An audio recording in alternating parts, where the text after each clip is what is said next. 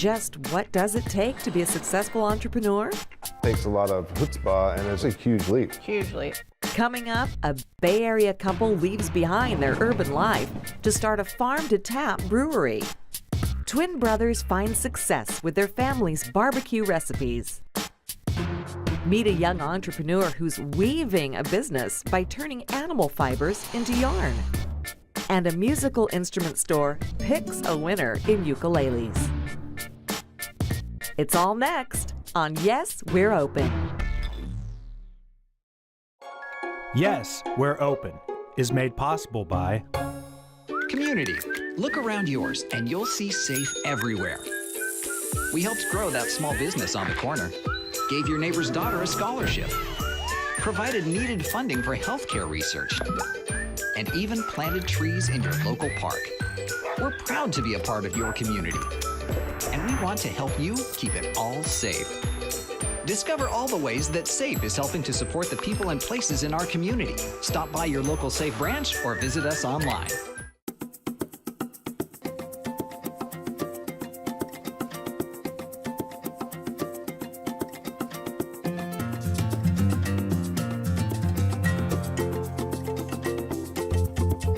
Beer was just always a shared love. Everything major in our lives happened around beer. We did meet over beer. We are definitely an authentic farm-to-tap brewery. We farm pretty much all the ingredients for all our beer right here on site. Hops are looking good.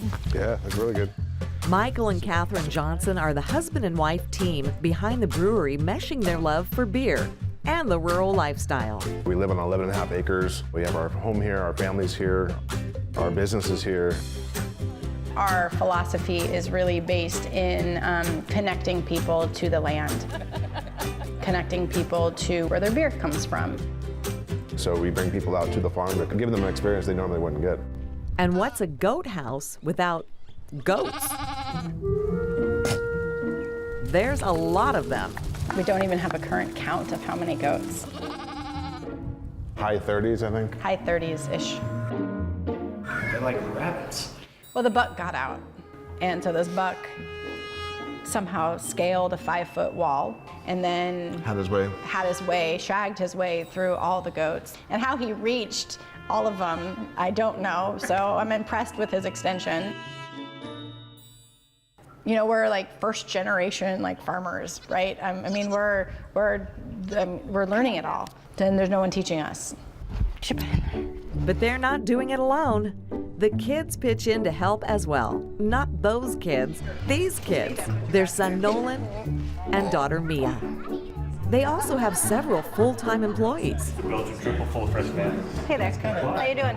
As for Catherine and Michael's roles, We both kind of do a little bit of everything, but I handle all the beer side of things. Catherine does more of like the business side of things. There's a lot of togetherness. There's a lot of togetherness, but actually probably not as much as people would think because, you know, his office is the brewery. So he's out here, you know, brewing, you know, night and day, like 7 days a week. And then I'm, you know, in the office or, you know, with the kids. Oh, good girl, get your stick. Our personalities are pretty different. I am definitely the type A business, you know, timelines and, you know, more like rigid one. And he's not, but in a good way. I mean, it is a definite balance. Yeah. We got this, baby. Yeah. She's my yang to my yin, is how that works. I can explain it. He is like my third child. But he's my everything. So, you know, it's the love of my life. I fell in love with him the moment I met him. which brings us back to the beginning of this story. Everything major in our lives happened around beer. We did meet over beer. We met actually at my favorite cousin's wedding. I was a bridesmaid and he was a groomsman. We were at the table with the family and friends, and you know, people are ordering like their drinks and whatnot. And I hear this like little voice squeaking out, "What kind of dark beer do you have?" "I'll have stouts." I was just like, "What?" And I looked down the table and I saw this cute little blonde down there, and I was like, "Oh, I gotta meet her." And then the rest is history. These two lovebirds have been through quite a bit in a relatively short period of time. And it's a stark contrast from when they first met. It's a far cry from where we used to live in kind of our previous world. I went from city life to country life, and Born and raised in San Francisco. Michael and Catherine both had successful careers in the city. Michael worked in radio broadcasting, and Catherine worked in marketing for Apple. So what possessed them to uproot their lives from the city? We knew we always wanted space. You know, you're on top of someone. I commuted 3 to 5 hours every day.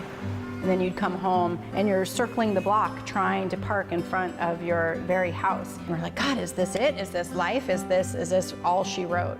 Who loves me? Their kids were also a big factor in their decision. They never saw me. They didn't see him. We were ships passing in the night. At that time, our daughter was in kindergarten and our son was in 3rd grade. And so we knew we had a limited window of where we could do a significant major life change with the kids and not fundamentally screw them up. They knew it was now or never to start turning their entrepreneurial dream into reality. We didn't think we could open a business in the Bay Area and then look to move to a rural location to actually raise our family. We didn't think we could do both. Well, maybe we skip the urban component and just go straight to a farm component. And so began their search for properties that would have enough space to fit a farm, brewery, and their family home. We literally had, like a map of, California, and we would go and drive. Every weekend, we would spend touring kind of the state of California, looking at properties. Eventually, they set their sights on the small Northern California town of Lincoln. I remember when we first saw this property, we were driving down the road, and it was definitely a gut feeling of just like, oh my God, like this can't, I was like, this is it. I was like, this is the place. And boy, were they right. Goat House Brewing has turned into a homegrown hit since opening their barn doors in 2013. We were just recognized by the Brewers Association as the 2nd fastest growing small brewery in the nation. And we're like, what? It's beyond the dream. And we're pouring everything we have into the farm, and then the farm kind of gives back, and then our kids are thriving. A lot of people kind of, look at their lives and it's just like, what if we did this? What if we did that? And they kind of stand at the edge, looking over the edge, going, what if we did take that leap? It's a huge leap. Huge leap. And it takes a lot of chutzpah, and it's safer to back away from that edge. Whereas, Catherine and I we went over, looked at the edge, and we kind of looked at each other, and we both cannonball right off the edge. Well, we held hands, and then, we're doing this, Yeah. and you got to be like fully committed, and here we are, we're doing it.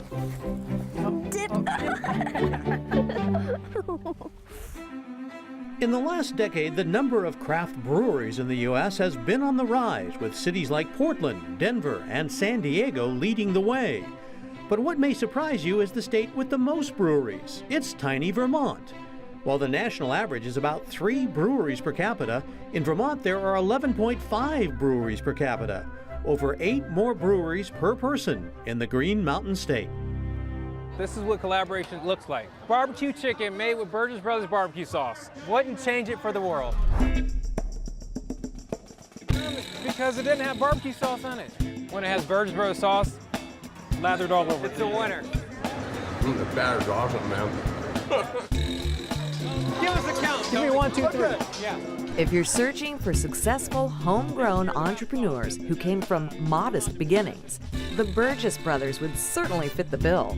We were born right here in Sacramento, California. We went to local schools. We lived in South Sac, and it was awesome because we grew up with a family of 6, so we had a house full. But the great thing about Jonathan and I is that we were entrepreneurs from the time we were able to go out and make money. I said you cannot go wrong with the barbecue chicken. When it has Burgess Brothers sauce, lathered all over. It's a winner.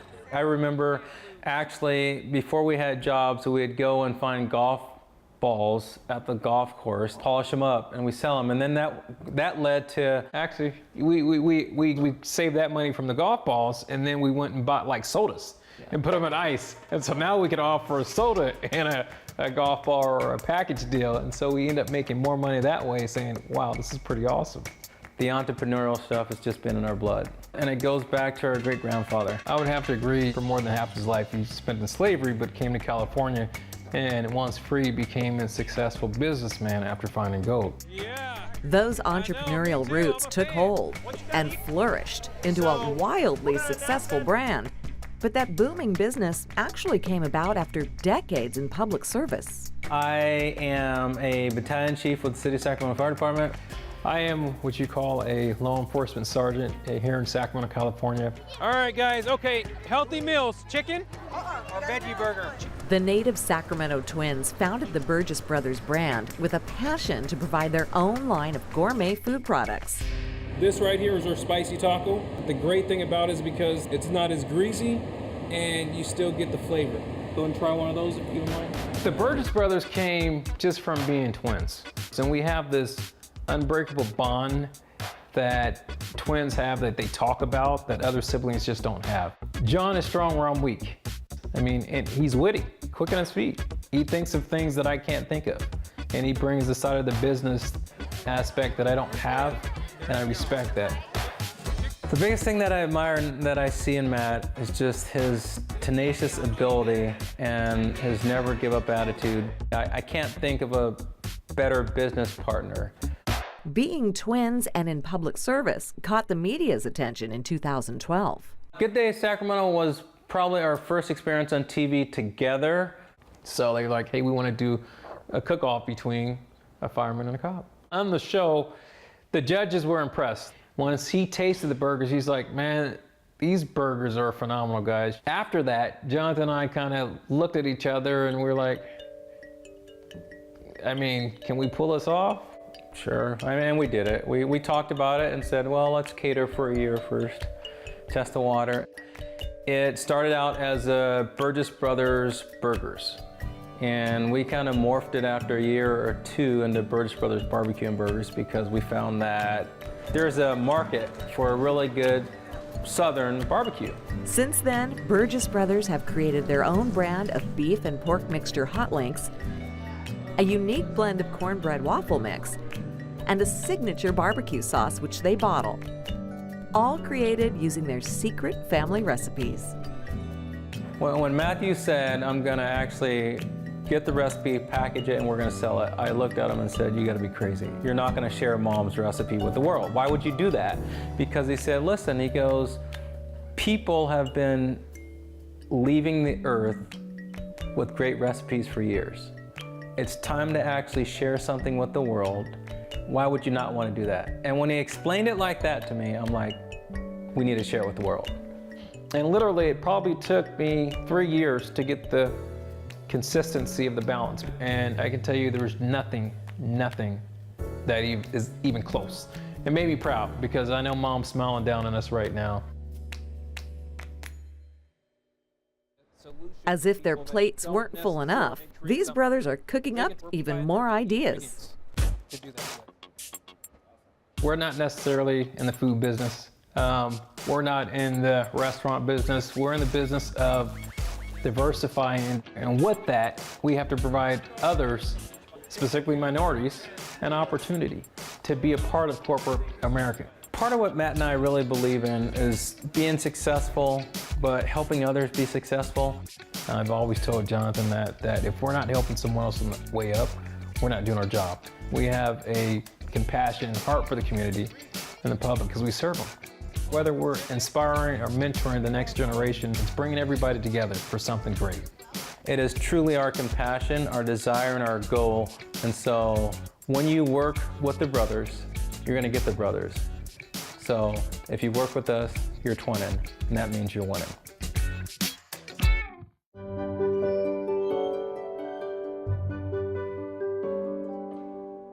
It's pretty much impossible to be in a bad mood when you're playing the ukulele. So it's just a happy instrument.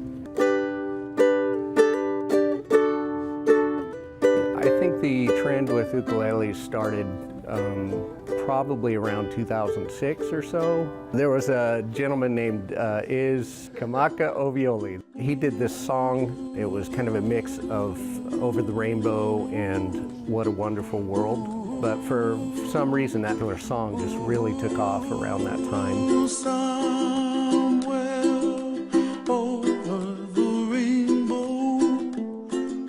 The tiny but mighty ukulele is the star at the Strum Shop in downtown Roseville. While guitars, banjos, mandolins, and other instruments share the wall, the uke plucks the heartstrings of most customers. Let me show you a chord. With just 4 strings, it's easy to pick up basic chords. It's also lightweight, making it popular with kids and seniors alike. And I'll have Michelle add pictures to that, and we'll get it. Owner Dan Elliott runs the Strum Shop side by side with his father and business partner, Dan Elliott Sr. The most rewarding for me is the people that come in here, the families who come in with little children and they want to start them on an instrument, and I get to engage the little children, and it feels good to be a part of a store that's not a store. That's a community music center where we can share music in the lives of the Roseville community. On just about any given day, you'll find something happening at the Strum Shop. 14 instructors teach private music lessons. There's also group classes for the uke and guitar, along with free monthly workshops, music clubs, and straight-up jams. And every week, string groups perform as part of Roseville's downtown Tuesday nights. When Deon wanted to open the shop, he had been working in a music store at that time, so I knew that he had enough background to handle it. It was a little unsure because we didn't know, if it's going to be successful or not. Could we pay our bills? But it just took off right away. This dedicated community became especially important when the Elliots suffered a huge personal and professional loss. Stu Harriet co-founded the Strum Shop with Dan Elliott in 2012. At the time, Stu's ukulele club needed a place to meet. Dan and Stu combined their vision to create a music store and event space. Everything changed in 2016 when Stu suddenly passed away. It was a sad day when Stu passed. We knew he went to a better place and had a better eternity, but we missed him, and we miss him still. Stu was really the public face of the store. I was more of the behind-the-scenes kind of guy, whereas he was out front leading the groups, the various jams and all of those things, and people loved him. In the wake of Stu's death, Dan Sr. stepped up his involvement with the store. Same intervals as a guitar, the bottom 4 strings. Meanwhile, his son took on more of a public role. And although Stu may be gone, his legacy lives on through his daughter, Danny Joy. She's a professional singer and uke player, and like her father, she teaches music lessons at the Strum Shop. When I got home from school in 2010, my dad gave me a ukulele as my graduation gift, even though I had a design degree. I said, "No, Dad, I'm an artist, And then I picked up the ukulele and suddenly just opened up a whole new world for me. Stars shining bright above you. Night breezes seem to whisper, I love you. So when I very first started teaching, I knew how to play. I just didn't have my training in music from school. And I was very nervous, but my dad said, you stay a lesson ahead for the first few months and keep learning as fast as you can. And eventually, every question will be answered when they come in, which is, very nearly there. Dream a little dream of me.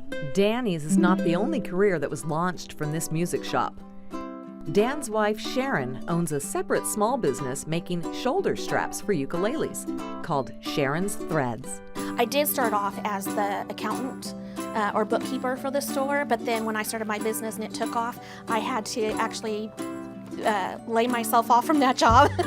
When we first opened the store, we where people were asking us for straps specifically for the ukulele. I knew my wife had the ability to make straps, and then she decided to give it a try, and it turned out to be a big hit. Everyone with ties to the Strum Shop shares a deep passion for music.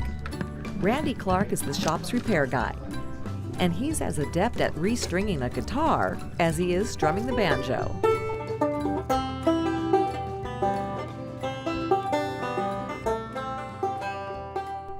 As Dan knows, life can change in an instant.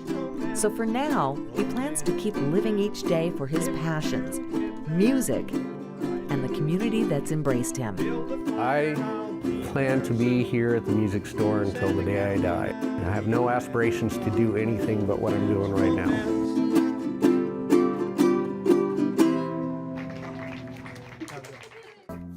Which of the following situations led to the aha moment for IKEA founder Ingvar Kamprad? A, he was frustrated a table wouldn't fit in his car, took off the legs and reassembled them later. B, watching his wife do puzzles inspired him to make furniture that you piece together. Or C, got tired of paying high prices at regular furniture stores. The answer, A, frustration over furniture that wouldn't fit led to an IKEA do-it-yourself assembly empire.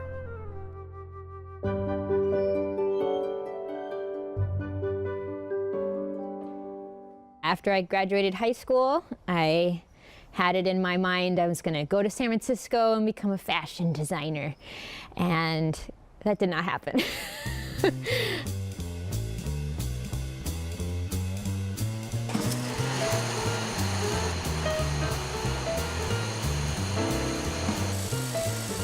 My name is Markale McWilliams, and I turn wool into yarn. You might say that turning wool into yarn is the fabric of Markale McWilliams' life, and it's a passion she loves to share. Why don't you guys come on in? For Markale, working with wool was a seed that was planted early on. Actually, I want to take that out. I remember coming to what was YOLO Wool Mill as a small child, I think maybe 6 years old, and all I really remember is being in the barn and she had wool stacked from floor to ceiling, just bales and bales of wool, and it just was like, whoa, that's a lot of wool. After I graduated high school, I did attend California College of the Arts, but I did not major in fashion. I majored in textiles. Basically, at the end of the class, I was like, well, I know what I don't want to do. Needing to figure things out, Markale joined a volunteer farming program where she traveled the world working on farms in exchange for room and board. After returning to Woodland 3 years later, a family friend suggested she revisit the old YOLO wool mill. So I came here and I met with Jane, who was the owner at that time, and I got really excited and was just like, do you take interns or apprentices or volunteers? She was like, well, I have a paid position if you want it. And yeah, I wanted it. So I started working here and worked here for about 7 years. Jane eventually retired, which opened the door for Markale to start her own business in 2017. So I've got Jacob wool here. Great, okay. Great, okay. Yeah, I'll help you bring them in. My average customer, it's typically women that have their own sheep. Yeah. Yeah, well, in black and white. I sorted the white into one bag, and then the other is the mixed colors. Good. I can process as little as 1 to 2 sheep depending on the breed and how much wool they yield. But I have people that have up to like 100 sheep sometimes. Enough. So this will all blend to gray. Right. Cool. Yeah, okay. Let me weigh that up. She definitely knows her limitations for what kinds of fiber she can take, what kinds of products she can produce.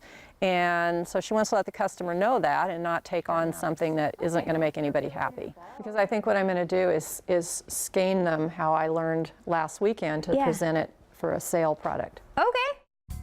And while customer satisfaction is always her #1 priority, Markale admits running a business of this size by herself can sometimes get a little overwhelming. This is a one-woman operation, so I'm doing everything myself. I answer every email, I answer every phone call, try and be on time with phone calls, but yeah, I do everything from opening, closing. One of the things that's been the hardest is just finding help with these machines. This machinery is as old as 80 years old, and so things break down, it does happen, and then I have to fix it.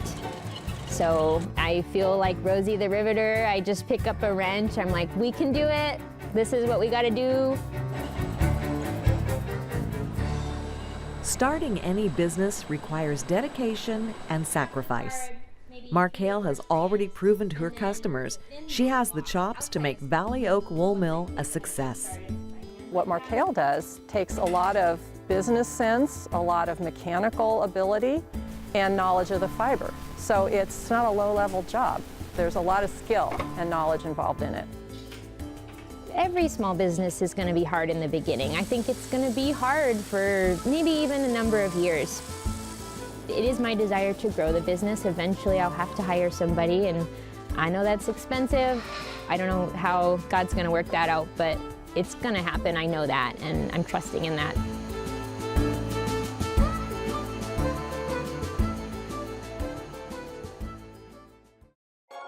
Yes, We're Open is made possible by Community.